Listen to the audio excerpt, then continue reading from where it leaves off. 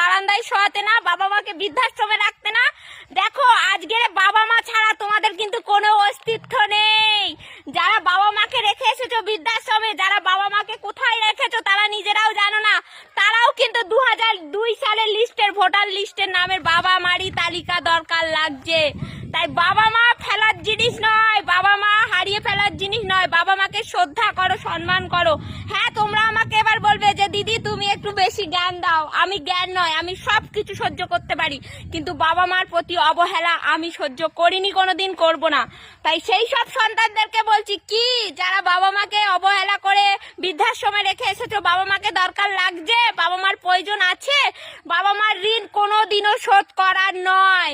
যেমন বাবা মা আমাদেরকে খাইয়ে পড়িয়ে ছোট থেকে এত বড় করেছে, তারপরে আমরা আজকে নিজেরা চাকরি করি, কাজ করি, যাই করি, তারপরে আমরা যেমন ইনকাম করে খেতে পাচ্ছি, ঠিক তেমনই আমাদের পিতৃ পরিচয়ের দরকার।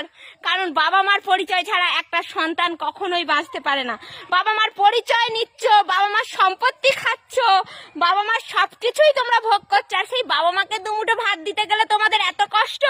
ভিডিওটা প্রচুর পরিমাণে শেয়ার করো। আর এসআইআর হচ্ছে, অনেকে চিন্তা করছো, চিন্তা করো না, এসআইআর আমাদের ভালোর জন্যই হচ্ছে। অনেকে এবার হয়তো বলবে এটা খারাপ। আমাদের যারা বাবা মাকে অবহেলা করতো না, যারা বাবা মাকে দূরে সরিয়ে যেত, বৃদ্ধাশ্রমে রাখতো, তাদের কিছুটা হলেও জ্ঞান ফিরবে এই ভিডিওটা কিংবা এই এসআইআর এর মাধ্যমে।